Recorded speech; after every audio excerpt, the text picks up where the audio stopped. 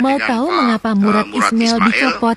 Jadi Begini ini Pak penjelasannya. Jarod menjadi saksi karena di PD Perjuangan punya aturan bahwa suami istri tidak boleh berasal dari partai yang sama. Untuk itu yang berbeda, maaf. Jadi satu keluarga itu tidak boleh berasal dari partai yang berbeda. Untuk itu Pak Jarod Saiful Hidayat kami minta untuk memberikan penjelasan. Karena PD Perjuangan adalah partai yang kokoh secara ideologi tetapi juga membangun disiplin kader yang sangat kuat. Pak Jarod silakan. Yang terjadi di Maluku adalah ketika kita mendengar informasi bahwa istri dari Ketua DPD Pak Murad Ismail ini mencalonkan diri ke partai lain sekaligus mengundurkan diri sebagai Wakil Ketua DPD Maluku.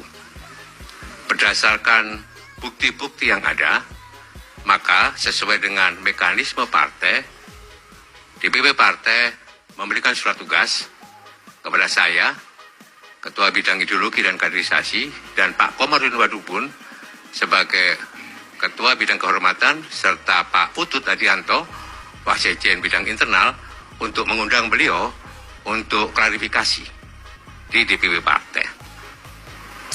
Itu hari Jumat. Beliau hadir. Karena DPP partai itu harus punya bukti yang akurat dan sebelum mengambil keputusan memberikan hak berbicara kepada yang bersangkutan untuk mengklarifikasi. Begitu beliau dipanggil, hadir, beliau marah-marah dengan emosi yang sangat tinggi, yang intinya itu menolak berbagai macam aturan peraturan partai.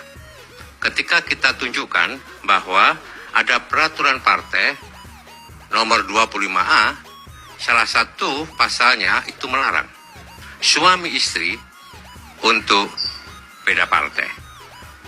Beliau marah-marah sambil memukul-mukul meja. Beliau tidak mau menerima penjelasan dari DPP partai, saya dan Pak Komarudin, malah beliau marah-marah. Oleh sebab itu, setelah kita mau memberikan penjelasan tentang aturan ini, Pak Murad Ismail itu meninggalkan ruang pertemuan. Kami sudah melaporkan ini kepada rapat pleno DPP partai, dan DPP partai memutuskan untuk memberhentikan Pak Murad sebagai Ketua DPD, ya, karena melanggar aturan partai. Maka DPP partai mengambil keputusan mengangkat saudara Ben-Hur Watubun sebagai Ketua DPD Maluku dan Mercy Baren sebagai Sekretaris DPD Maluku. Ini menunjukkan bahwa kader partai dilarang untuk arogan,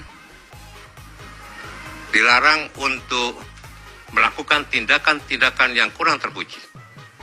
Kalau melakukan itu pada kita seperti itu, bagaimana dia akan melakukan hal yang jauh lebih hebat kepada rakyatnya? Kita harus memilih pemimpin-pemimpin, menunjukkan seluruh kader partai, ini peringatan, harus menunjukkan satu karakter untuk melayani, untuk mengayomi, dan untuk bisa memberikan suri toladan kepada warga masyarakatnya.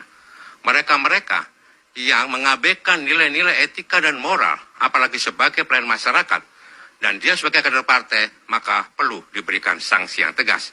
Dan di PD Perjuangan, sekali lagi, prinsipnya adalah suami istri itu tidak boleh beda partai. Gitu ya.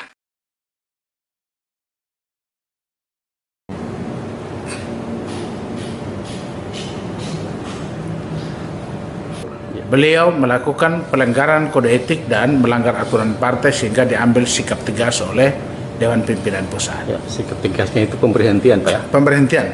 Dan beliau dilarang untuk menggunakan atribut atau nama partai untuk kepentingan apapun, baik langsung maupun tidak langsung, telah dilarang dalam keputusan Dewan Pimpinan Pusat itu. Meskipun dalam posisi sekarang sebagai gubernur, ya?